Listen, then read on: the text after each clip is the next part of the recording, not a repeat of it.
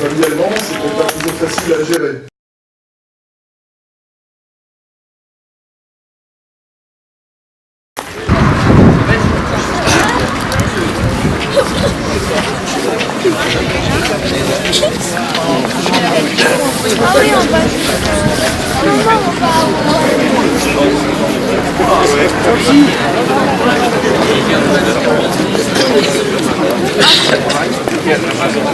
C'est la pellicule quand même. Si on passe devant le public, c'est petit. Ça va. Et toi? Ouais, ça va. Bonjour. Oui.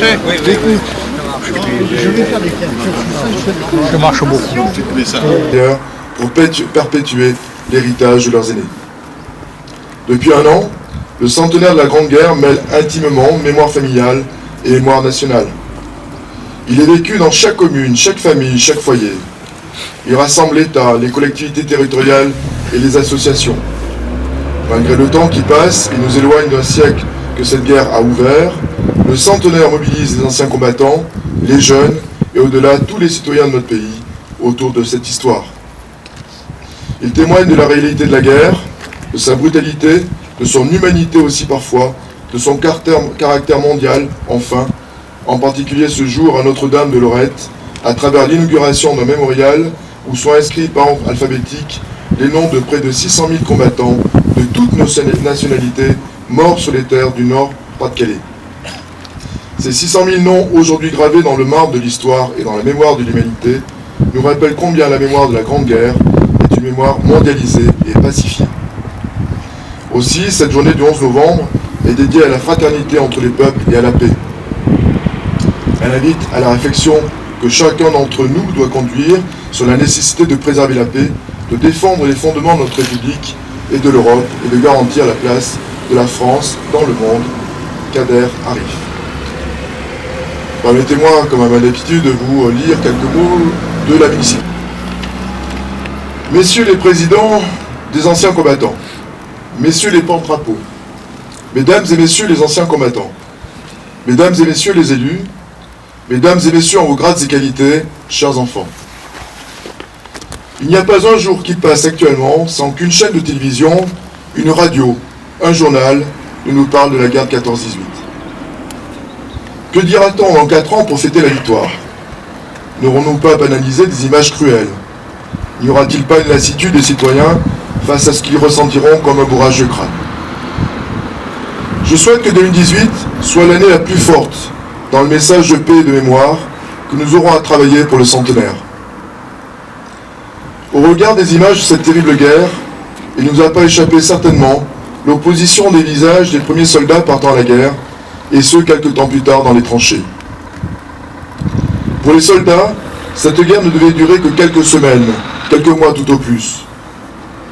Même si pour la plupart c'était un déchirement de quitter leur famille, il n'en est pas moins qu'ils espéraient rentrer très vite. Hélas, la stupidité de la guerre, l'incompétence du commandement et le non-respect de la vie par tous ces généraux bien au chaud à l'arrière a vite fait de ce conflit une hécatombe humaine. Certains se sont rebellés face à cet acharnement du commandement de vouloir reprendre quelques mètres de terrain à l'ennemi alors qu'ils auraient pu simplement le contourner. Certains ont été fusillés et il a fallu attendre très longtemps pour les réhabiliter.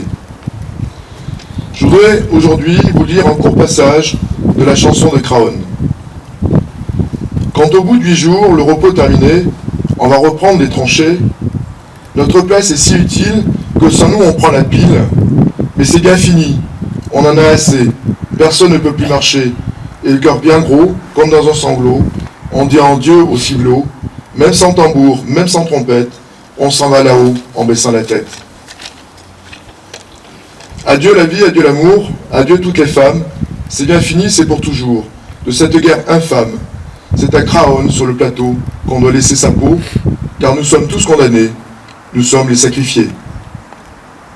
8 jours de tranchées, 8 jours de souffrance, pourtant on a l'espérance que ce soir viendra la relève, que nous attendons sans trêve. Soudain, dans la nuit et dans le silence, on voit quelqu'un qui s'avance, c'est un officier de chasseur à pied qui vient pour nous remplacer. Doucement, dans l'ombre, sous la pluie qui tombe, les petits chasseurs vont chercher leur tombe. Enfin, je terminerai par le dernier vers du poème d'Aragon, Tu n'en reviendras pas. Roule au loin, roule le train des dernières lueurs, les soldats supplient que ta danse secoue, laisse pencher leur front et fléchissent le cou. Cela sent le tabac, la laine, la sueur. Comment vous regardez sans voir vos destinées, fiancés de la terre et promis des douleurs? La veilleuse vous fait de la couleur des pleurs, vous bougez vaguement vos jambes condamnées. Déjà, la pierre pense où votre nom s'inscrit. Déjà, vous n'êtes plus qu'un mot d'or sur nos places. Déjà, le souvenir de vos amours s'efface. Déjà, vous n'êtes plus que pour avoir péri. Ou Aragon. Aujourd'hui, un groupe d'élèves du collège Jean Robier, avec leurs professeurs, travaille à partir des noms des morts de la guerre 14-18 inscrits sur notre monument. Ils viendront nous les lire l'année prochaine et proposeront une exposition sur le travail.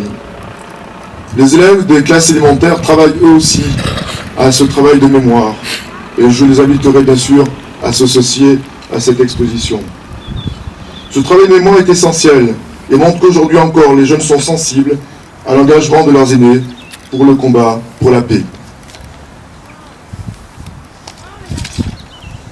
Mesdames et messieurs, chers enfants, luttons jour après jour pour préserver la paix et n'oublions jamais les valeurs de notre République, liberté, égalité, fraternité. Je vous remercie.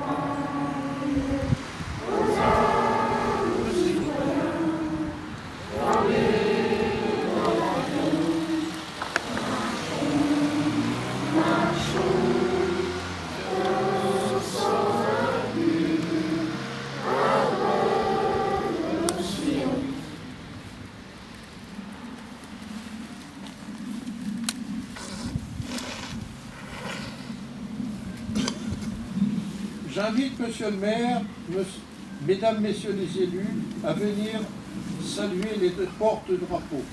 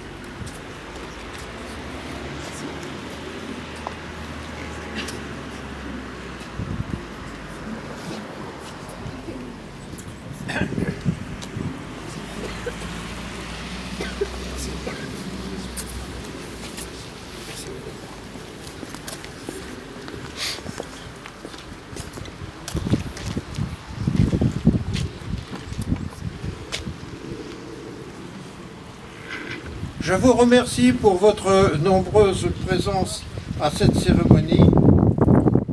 La cérémonie est terminée.